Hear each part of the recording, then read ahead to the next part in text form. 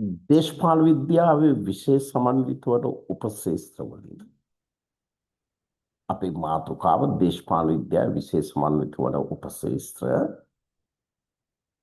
ඒක අපි මේ වෙනකොට දේශපාලන දර්ශනය කතා කරලා දේශපාලන මතවාද කතා කරලා ඒ මතවාද වලට අදාළ PDF එකක් දාලා ඒ විස්තරයේ ටියුට් එකේ තියෙන කතා කරලා ඊට අමතරව PDF එකක් දැම්මා ඒක බලාගෙන ලියන්න කියලා. එතකොට දැන් දේශපාලන දර්ශනයේ නිමයි දේශපාලන මතවාද නිමයි දේශපාලන න්‍යාය පිළිබඳව අපිට කතා කරන්න තියෙනවා.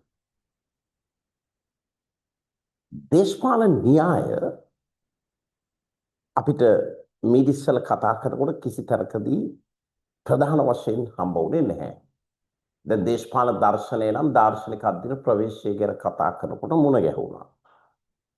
දේශපාලන මතවාද ගැන කතා කරන්න අර දේශපාලන අධ්‍යයන පැතිකඩ ගැන කතා කරනකොට චුට්ටක් දේශපාලන මතවාද හමු වුණා.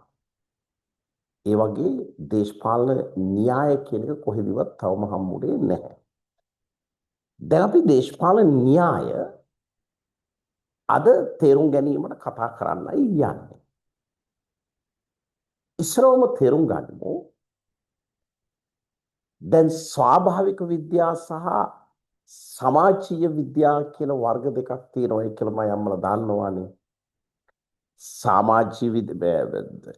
ස්වාභාවික විද්‍යාව සහ සමාජීය විද්‍යාව කියලා වර්ග දෙකක් තියෙනවා. අර අපි කලින් කතා කරපු දේශපාලන දර්ශනය කියන එක ස්වාභාවික විද්‍යාව වලට දර්ශන අදාළ නැහැ. ඒ වගේම දර්ශනිකයව සමාජීය විද්‍යාව හැම එකම දර්ශනය නැහැ. හරිනේ? ඉතිහාසයට දර්ශනය නැහැ. භූගෝල විද්‍යාවට දර්ශනය නැහැ. ආර්ථික විද්‍යාවට දර්ශනය නැහැ. ඒ වගේ දර්ශනය කියන එක සීමා සහිතයි.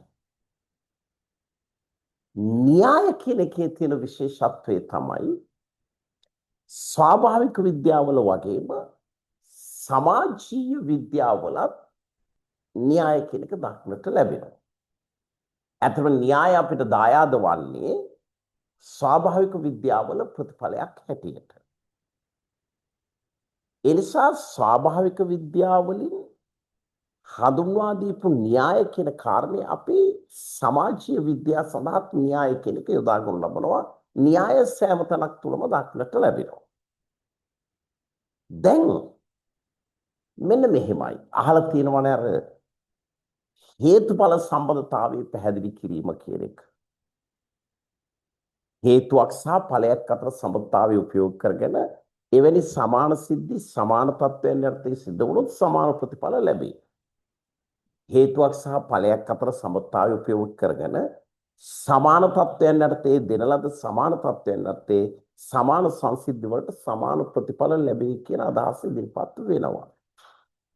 අන්න ඒ ලෙස න්‍යායන් කියලා කියන්නේ ඒ හේතුඵල සම්බන්ධතාවය මත ගොඩනගන්නා වූ නිගමනය සෑම තැනකටම එක විදිහට ආදේශ වෙනවා නම් එක විදිහට අප්‍රෝච් වෙනවා නම් අන්න ඒවා තමයි අපි න්‍යායන් හැටියට සලකන්නේ. මෙහෙම කරපුවාම මෙහෙම වෙනවා. ඒ හේතුඵල සම්බන්ධතාවය මත පදනම් වෙලා නිගමනය එල්ප ගන්නකොට අන්න ඒක හැම තැනකටම අදාළ වෙනවා නම් ඒක න්‍යායක්. සමාජීය විද්‍යාවල න්‍යායන් දේශපාලන විද්‍යාවේ න්‍යායන් කියන්නේ යම්කිසි දේශපාලනික සංසිද්ධියක් එසේ වන්නේ ඇයිද යන්න පිළිබඳව ඉදිරිපත් කරන විධික්‍රමික මෙවලම න්‍යායක් හැටියට හඳුන්වනු ලබනවා. යම්කිසි සමාජ සංසිද්ධියක් දේශපාලනික සංසිද්ධියක් එසේ වන්නේ ඇයි? ඒ සඳහා බලපාන හේතුව හැම තැනකටම එක සමාන නම් අන්න ඒ වගේවා න්‍යායන් වෙනවා. යම්කිසි සමාජ සංසිද්ධියක් එසේ වන්නේ ඇයි කියන එකට බලපාන විධික්‍රමික මෙවලම න්‍යායක් හැටියට සලකනවා. යලිත් එකපාරක් කියන්නේ යම්කිසි සමාජ සංසිද්ධියක් එසේ වන්නේ ඇයි එහෙම වෙන්නේ ඒකට බලපානා විධික්‍රමික මෙවලම හැම තැනකටම එකසේ අදාළ නම් ඒකට අපි කියනවා න්‍යාය. ඕගොල්ලොන්ගේ ටියුට් එකේ ඔන්න න්‍යායන් සඳහා උදාහරණ තියෙනවා. කොහොමද? විෂය අධ්‍යයන තේමාව තියෙනවා. දකින්න ඇති. ඊළඟට සංසිද්ධිය තියෙනවා. න්‍යාය මොකද්ද කියලා තියෙනවා. භෞතික විද්‍යාවේ ගුරුවත් පොතේ එක භෞතික වාදය කියලා තියෙන්නේ මුද්‍රණ දෝෂයක්. භෞතික විද්‍යාවේ පැහැදිලිද? අපි දන්නවා යම්කිසි වස්තුවක් අවකාශයට මුදාහල විට වෙනත් දිශාවකට ගමන් නොකොට පොළොවට පතිත වන්නේ ඇයි? ඔය සංසිද්ධිය. ඒක කියන න්‍යාය තමයි ගුරුත්වාකර්ෂණය. එතකොට ඕක න්‍යායක් වෙන්නේ ඔය සංසිද්ධිය කොතන සිද්ධ වුණත් කොයි තැනදී කොයි ආකාරයට සිද්ධ කොයි තරදී කුමක් සම්බන්ධයෙන් සිද්ධ වුණත් එකම ප්‍රතිඵලය. ඒක ඇපල් ගෙඩිය වැටීම නිසා නොව පැපල් ගෙඩියක් වැටුණොත් ඒ ආකාරයෙන්ම හරි ඒ වගේම ඕනනම් අර සාමාන්‍ය ගවයෙකුට නිව්ටන්ගේ උඩුවට පොල් පරාලයක් වැටුණොත් එච්චරයි. දැන් එතකොට අවකාශයට යම්කිසි වස්තුවක් අවකාශයට උදාහල විට වෙනත් දිශාවකට ගමන් නොකොට පොළොවට පත්වන්නේ ඇයි? අන්න ඒ සඳහා වන න්‍යාය තමයි ගුරුත්වාකර්ෂණ න්‍යාය.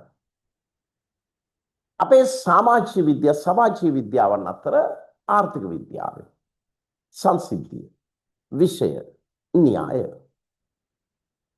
වෙළඳ පොලේ භාණ්ඩයක් හිගවන විට මිල ඉහළ යනවා. එහෙනම් වෙළඳ පොලේ භාණ්ඩයක් හිගවන විට මිල ඉහළ යන්නේ ඇයි? ඕක මොන භාණ්ඩයටත් අදාළයි. මොන භාණ්ඩයටත් අදාළයි. වෙළඳ පොලේ භාණ්ඩයක් හිග වෙනකොට අනිවාර්යෙන් මිල ඉහළ යනවා. ඒක කොයි බඩුවටත් අදාළයි. එන වෙළඳ පොලේ භාණ්ඩයක් හිගවන විට මිල ඉහළ යන්නේ ඇයි? හේතුව ඉල්ලුම සැපයීමට වඩා වැඩි වීමෙන් නැති වෙන. එහෙනම් ඒකට කියන්නේ න්‍යාය තමයි ඉල්ලුම් සැපයීම න්‍යාය. වෙළඳ පොලේ භාණ්ඩයක් හිගවන විට මිල ඉහළ යන්නේ අන්න ඒක සංසිද්ධිය මිල ඉහළ යන්නේ න්‍යාය ගුරුත්වාකර්ෂණ සමහර න්‍යාය ඉල්ලුම් සැපයීම න්‍යාය. එතකොට ඕන තැනකට ඕන භාණ්ඩයකට ඕන රටකට ඕන තැනකට ඕන යුගයකට අදාළයි ඕක. ඒක නිසා තමයි ඒක න්‍යායක් වෙන්නේ. සාමාන්‍යයෙන් අඹ වාරිට පාරේ යනකොට අඹ කාකටත් එක ඩාන්ඩෝන් ගාලා සත්තු කාපියවත් එක ඔලුවට වැටෙනවා. ඒතර අඹ ගෙඩියක් රුපියල් 2කටවත් ගන්න නැහැ. මේ කඩවල වල කිය නෑ එපා තියෙන ඕන තරම් තියෙන අපෝ මේ කුණු වෙලා දානවා වැඩක් නැහැ ගත්තත් විකිනින්නේ නැහැ ඒව කි. ඒ තරමට අඹ. ඒක අල්ලන්නේ අඹ වල ගුණේ නෑ වගේ නෝන්ඩි. හැබැයි අඹ ඊග කාලේට අවාරිට ඕගොල්ලෝ දැකලා තියෙනවා. අම්මට උඩ සුපර් මාකට් වල පොල් තෙල් පොලිස් එකක් දීලා රෙදි කෑල්ලකට පොල් තෙල් ටිකක් අරන් අඹ ගෙඩි වලට ගාලා දිලිසෙන්න තියලා අර එදා නිකන් හිග වාරිට ඒවට කිය වැඩන්නේ ගණන්නේ පොල් අඹ පැපොල් අඹ බීටි අඹ කොහු අඹ වැඩන්නේ කොහු අඹ කියලා ගණන් ගන්න නැත්තේ. ඒවට අම්මට විද්‍යාත්මක නාම දාලා හිග කාලෙට කර්ත කොළඹ වෙල්ලේ කොළඹ නීලම් දිල්පසාට අම්මට උඩු වෙන නම් දාලා ගෙඩියක් රුපියල් 300යි 400යි 500යි. එතකොට හරියට ගුණේ වැඩි වෙනවා වගේ. ඇයි භාණ්ඩේ වෙළඳ පොලේ හිග වෙන විට මිල ඉහළ යනවා. ඒක තමයි ඉල්ලුම් සැපයීම න්‍යාය. අන්න ඒ වගේ දේශපාලන විද්‍යාවෙත් න්‍යාය තියෙනවා. දැන් භෞතික විද්‍යාවේ තියෙන ගුරුත්වාකර්ෂණ න්‍යාය ඔයගොල්ලෝ දන්නවා. ආර්ථික විද්‍යාවේ තියෙන ඉල්ලුම් සැපයීම න්‍යාය බොහොම සරලයි. දන්නවා. දේශපාලන විද්‍යාවේ උදාහරණයකට තියෙනවා සාපේක්ෂ විහීනතා න්‍යාය. सापेक्ष विहीनता न्याय. सापेक्ष विहीनता न्याय में हुआ है.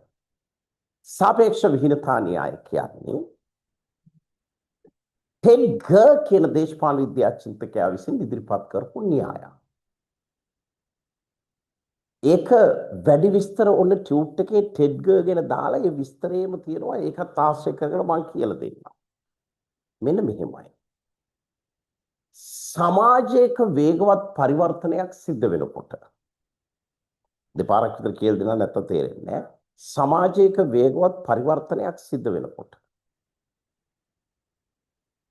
ඒ පරිවර්තනය තුළ සමාජයේ වේගවත් පරිවර්තනයක් සිද්ධ වෙනකොට ඒ පරිවර්තනය තුළ මිනිස්සු ඒ පරිවර්තනයෙන් විවිධ අරමුණු ඉෂ්ට කරගන්න උත්සාහ කරනවා බලාපොරොත්තු ඇති වෙනවා අපේක්ෂාවන් ඇති වෙනවා සමාජයේ වේගවත් පරිවර්තනයක් ඇති වෙනකොට මිනිස්සු තුළ ඒ වේගවත් පරිවර්තනය තුළින් තම තමන් යම් යම් අපේක්ෂාවන් ඉෂ්ට කරගන්න උත්සාහ කරනවා නමුත් ඇත්ත වන්නේ යථාර්ථය වන්නේ ඒ අපේක්ෂාවන් සහ යථාර්ථය සහ අපේක්ෂාවන් අතර ඇත්ත తත්වය සහ අපේක්ෂාවන් අතර පරස්පරයක් ඇති වෙනවා. ඒ කියන්නේ ඇත්තම తත්වය තමයි අර සමාජ පරිවර්තනයේ මිනිසුන්ගේ අපේක්ෂාවන් ඉෂ්ට වෙන්නේ නැහැ.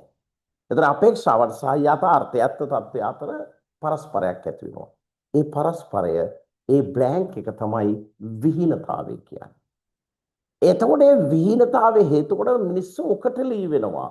කලකිරෙනවා අතෘප්තිමත් වෙනවා සිංහලෙන් කිව්වොත් මල පනිනවා ප්‍රතිඵලයේ හැටියට කැරලි ගහනවා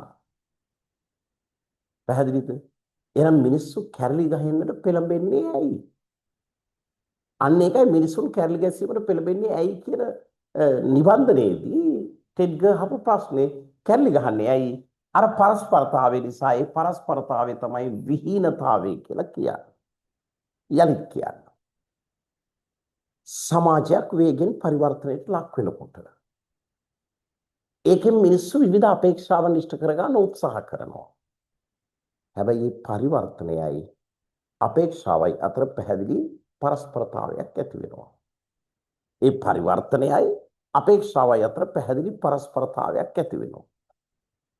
ඒ පරස්පරතාවය ඒ කියන්නේ යථාර්ථය වෙන්නේ අපේක්ෂාව සහ යථාර්ථය සහ අපේක්ෂාව අතර පරස්පරතාවයක් ඇති වෙනවා. ඒ පරස්පරතාවය තමයි විහීනතාවය. ඒකෙන් නැතිවෙනා ව්‍යාකූලතාවයේ හේතු කොටගෙන ගැටුම් ඇති කරගන්න. රාජ්‍යයේ හරි පෞද්ගලිකාංශයේ හරි මොකක් හරි මෙහෙයුමකින් ගමට විශාල කර්මාන්තශාලාවක් එනවයි කියලා අපි හිතමු. ගමට විශාල කර්මාන්තශාලාවක් එන්න ඕන ලෑස්ති.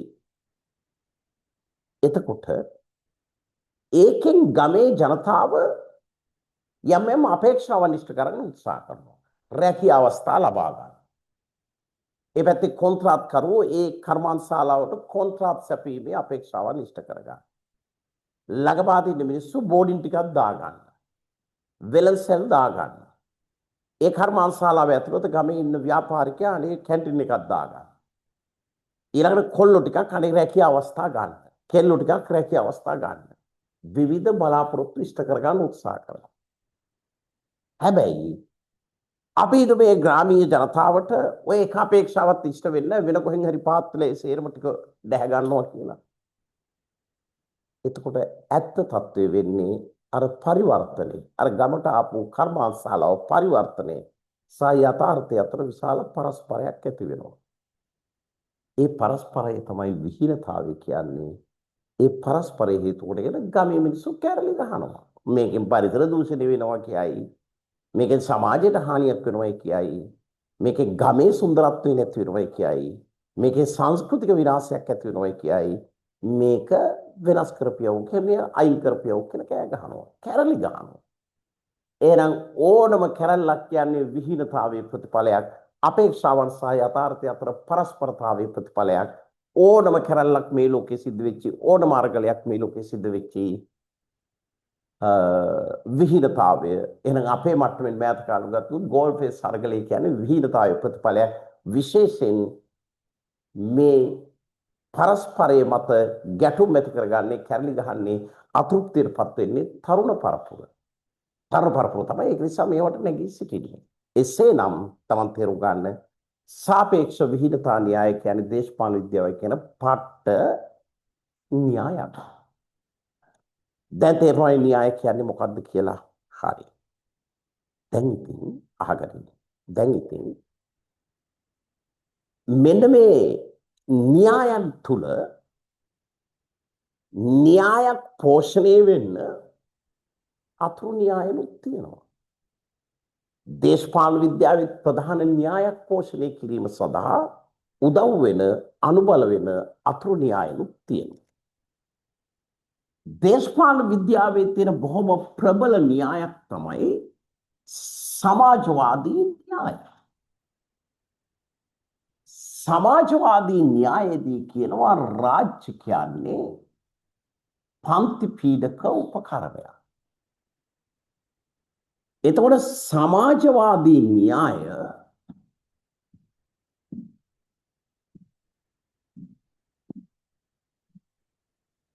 පැහැදිලි කර ගැනීම සඳහා සමාජවාදී න්‍යාය නිර්මාණය වීම සඳහා ඒකට ශක්තියක් වෙන්න ඒකට දායක වන අතුරු න්‍යායන් තියෙනවා. පැහැදිලිද?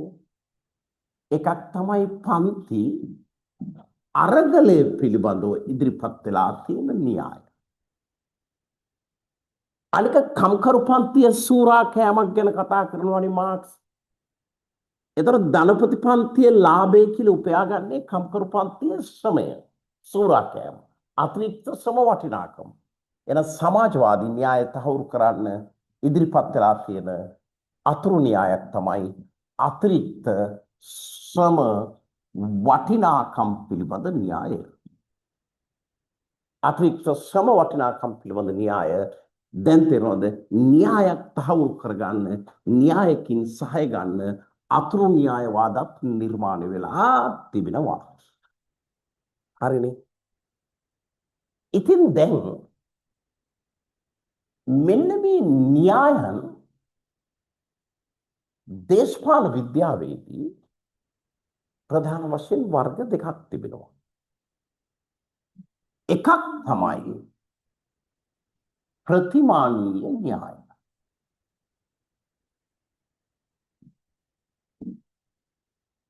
අනිත් එක විද්‍යාත්මක න්‍යාය. ප්‍රතිමානීය න්‍යාය සහ විද්‍යාත්මක න්‍යාය කියලා න්‍යායන් වර්ග දෙකක් තිබෙනවා. ප්‍රතිමානීය න්‍යාය සහ විද්‍යාත්මක න්‍යාය කියලා න්‍යායන් වර්ග දෙකක් තිබෙනවා. ප්‍රතිමානීය න්‍යාය කියන්නේ දන්නවා ප්‍රතිමානයන් ගැන කතා කරන එක දර්ශනය. ප්‍රතිමානීය න්‍යාය කියන්නේ දර්ශනය. පැහැදිලිද? ඊට අමතරව චින්තනය වගේ ඒවා මත පදනම් වෙච්ච න්‍යාය. ප්‍රතිමානීය න්‍යාය කියන්නේ දර්ශනය චින්තනය මත පදනම් වෙච්ච න්‍යාය. දර්ශනය සහ චින්තනය මත පදනම් වෙච්ච න්‍යායවාදී තමයි ප්‍රතිමානීය න්‍යාය කියලා කියන්නේ. ඒ කියන්නේ ප්‍රතිමානයන් කියන එකෙන් ප්‍රතිමානීය න්‍යායදී සිද්ධ වෙන්නේ දර්ශනයේදී සිද්ධ වෙන්නේ පවතින තත්ත්වයට වඩා ඒ ගොඩනගන ප්‍රතිමානය පවතින තත්ත්වයට වඩා ප්‍රශස්ත වූ එකක්. ප්‍රශස්ත සංකල්ප ගොඩනගා ගැනීම. ප්ලේටෝගේ ඉඳලා ආපු ප්‍රතිමානයන් තුල තියෙන්නේ දර්ශනයන් තුල තියෙන්නේ පවතින තත්ත්වයට වඩා ප්‍රශස්ත වූ සංකල්ප ගොඩනගා ගැනීමට උත්සාහ කිරීම. එහෙනම් න්‍යායක් කියන්නේ හේතුඵල සම්බන්ධතාවයේ මත නැත්නම් යම්කිසි සංසිද්ධියක් එසේ වන්නේ ඇයිද කියන එකට ඉදිරිපත් කරන විධික්‍රමික මේවලමනේ. එහිදී එය දර්ශනයේ ආකාරයට ප්‍රතිමානයන් පවතින තත්ත්වයට වඩා හොඳ වූ එකක් නම් පවතින තත්ත්වයට වඩා ප්‍රශස්ත වූ එකක් නම් එම න්‍යායන් වලට අපි කියන්නේ ප්‍රතිමානීය න්‍යාය. එය පවතින තත්ත්වයට වඩා හොඳ වූ පවතින තත්ත්වයට වඩා ප්‍රශස්ත වූ දෙයක් නම් ඒකට අපි කියන්නේ ප්‍රතිමානීය න්‍යාය. පවතින තත්ත්වයට වඩා ප්‍රශස්ත වූ සංකල්පයක් ගොඩනගන්නේ ඒකට අපි කියන්නේ ප්‍රතිමානීය න්‍යාය. තියනවාට වඩා හොඳ තත්ත්වයක් ප්‍රශස්ත තත්ත්වයක් නිර්මාණය කරගන්න උත්සාහ කරනවා නම් ඒකට අපි කියන්නේ ප්‍රතිමානීය න්‍යාය. පවතින තත්ත්වයට වඩා ප්‍රශස්ත සංකල්පයක් ගොඩනගනවා නම් ඒක ප්‍රතිමානීය න්‍යාය. දැන් උදාහරණයකට මේ බලන්න. මේ ප්‍රතිමානීය න්‍යායේ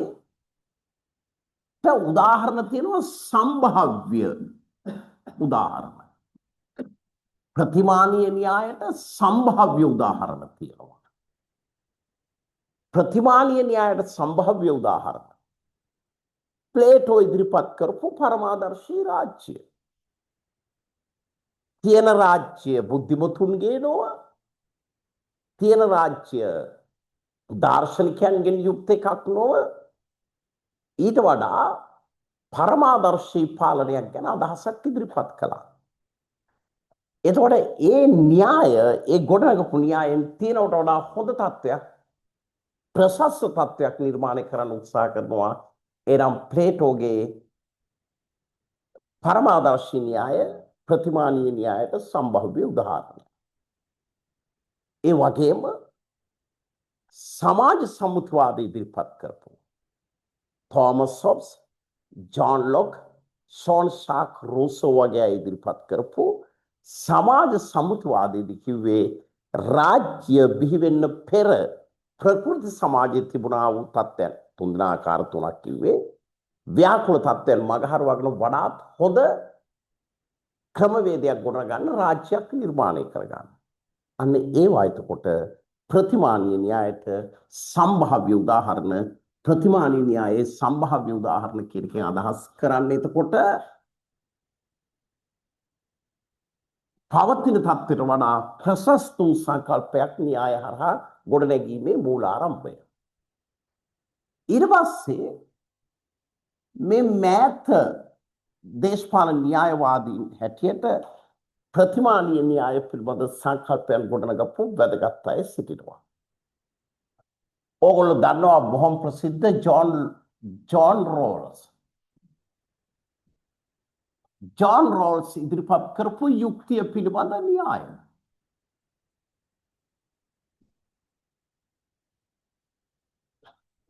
ඊළඟට දන්නවා යර්ගන් හබර්මාස් ඇමරිකාවේ ෆ්‍රැන්ක්ෆර්ට් ගුරුකුලේ, මේ සමහර ජර්මනියේ ෆ්‍රැන්ක්ෆර්ට් ගුරුකුලේ යර්ගන් හබර්මාස් ඉදිරිපත් කරපු මහජන පරිමණ්ඩල න්‍යාය.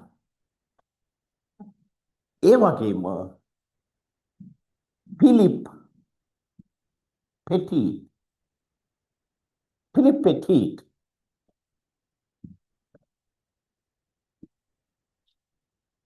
ඉදිරිපත් කරපු සමූහාණ්ඩුවාදී නිදහස් පිළිබඳ න්‍යාය. මෙන්න මේවා තමයි නූතනයේදී ප්‍රතිමානීය න්‍යායට උදාහරණසේ ගැනෙන්නේ. හරිනේ? ඒ ප්‍රතිමානීය න්‍යාය. ඒතර සම්භාව්‍ය උදාහරණ තියෙනවා. නූතන ප්‍රතිමානීය න්‍යායට නූතන උදාහරණ තිබෙනවා. ඊළඟ එක විද්‍යාත්මක න්‍යාය. විද්‍යාත්මක න්‍යාය කියන්නේ ඔයගොල්ලෝ දන්නවා විද්‍යාත්මක ප්‍රවේශය ගැන කතා කරනකොට අපි කියවා ඇමරිකා එක්සත් ජනපදයේ විද්‍යාත්මකවාදීන් විසින් ඇමරිකා එක්සත් ජනපදයේ විසින් විද්‍යාත්මක න්‍යාය දේශපාලන විද්‍යාවට විද්‍යාත්මක විධික්‍රමය හඳුන්වා දුන්නා. එතකොට අර 19 වෙනි සියවසේ හඳුන්වා දීපු ඒ කියන්නේ කවුද කොලොම්බියා විශ්වවිද්‍යාලය ආරම්භ කරපු ඒ හඳුන්වා දීමෙන් 20 වෙනි සියවස වෙනකොට විද්‍යාත්මක විධික්‍රමය යොදා ගන්න දේශපාලන විද්‍යාවට යොදා ගන්න උත්සාහ කළා. ඒ අනුව විද්‍යාත්මක විධික්‍රමය ඔස්සේ ප්‍රත්‍යක්ෂ මූලිකවාදය ඔස්සේ අර අපි කතා කරපු විද්‍යාත්මක ප්‍රවේශයට අදාළයි වාස්තවික ආකාරයට දේශපාලනය අධ්‍යයනය කරමින් නිගමන වලට එල්බ ගන්නවා.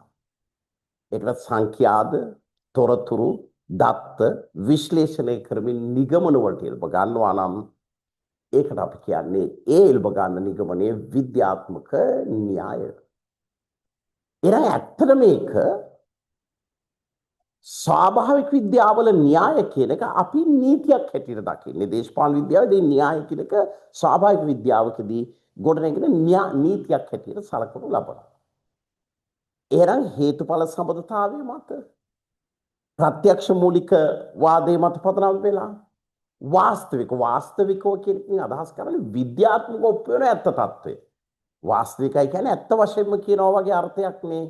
ඒක එච්චර ගොන් විදිහට ගන්න එපා පල්ලෙහාට. විද්‍යාත්මක ඔප්පු වෙන ඇත්ත වශයෙන්ම తත්වය තමයි වාස්තවික කියන්නේ. එහෙනම් වාස්තවික විධික්‍රමයන් ඔස්සේ වාස්තවිකව නිගමන වලට එල්බ ගැනීම ඒ න්‍යායන් විද්‍යාත්මක න්‍යායන් හැටියට සලකනු ලබනවා. එහෙනම් ඔයගොල්ලෝ දන්නවා ඇමරිකා එක්සත් ජනපදයේ අර 20 තුලනාත්මක අධ්‍යයනය සිද්ධ වුණේ 20 වෙනි සියවසේ තුලනාත්මක අධ්‍යයනය කියලාත් අපි කතා කරේ. එතකොට එතනදී අපි දන්නවා විද්‍යාත්මකවාදීන් අධ්‍යයනය කරේ තුලනාත්මක දේශපාලන අධ්‍යයනය. ඒ වගේම දේශපාලන චර්යාව මිනිසුන්ගේ දේශපාලන සංවර්ධනය දේශපාලන නවීකරණය දේශපාලන ක්‍රම විශ්ලේෂණය මෙන්න ඒවා මතකයි 20 වෙනි සියවසේ තුලනාත්මක අධ්‍යයනය කියන එකේ තියෙනවා. මෙන්න මේ න්‍යායන් තමයි විද්‍යාත්මක න්‍යායන් හැටියට හඳුන්වනු ලබන්නේ. මොනවාද විද්‍යාත්මක න්‍යායන් කියන්නේ? තුලනාත්මක විග්‍රහය, දේශපාලන ක්‍රම විශ්ලේෂණය, ඊළඟට දේශපාලන සංවර්ධනය, දේශපාලන නවීකරණය, දේශපාලන චර්යාව යන ආදී පිළිබඳ අධ්‍යයනය. ඒක තමයි විද්‍යාත්මක න්‍යාය කියලා කියන්නේ. ඒතර මුලදී කිව්වේ මුල අපි දක්වපු ප්‍රතිමානී න්‍යායන් වලට ඔය ස්ත්‍රීවාදී න්‍යාය වගේ දේවල් තදාලේ මේක විද්‍යාත්මක න්‍යාය. ඒතර අද දේශපාලන විද්‍යාවේ එවැනි න්‍යායවාද රැසක් තියෙනවා. ඒකෙන් කීපයක් උඩ ටියුට් එකේ අග ඕගොල්ලන්ට දක්වලා තියෙනවා. ලිබරල් න්‍යාය, සමාජ ප්‍රජාතන්ත්‍රවාදී න්‍යාය, ෆැසිස්ට්වාදී න්‍යාය, තව සමූහාණ්ඩුවාදී න්‍යාය, ස්ත්‍රීවාදී න්‍යාය, දේශපාලන නවීකරණ න්‍යාය, පශ්චාත් නූතනවාද මෙන්න මේවා අර මම විස්තරේ කෙටියෙන් දක්වලා තියෙනවා. ඕවා තමයි න්‍යායන් හැටියට සලකන්නේ. එතකොට ඔන්න ඔය විදිහට දේශපාලන විද්‍යාවේ විශේෂ සමන්විත වන උපශේෂ්ත්‍රයක් හැටියට න්‍යාය කියන එක වැදගත් වෙනවා.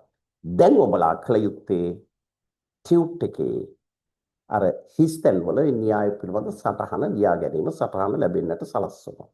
රයිට්? හොඳයි, න්‍යාය ඉවරයි.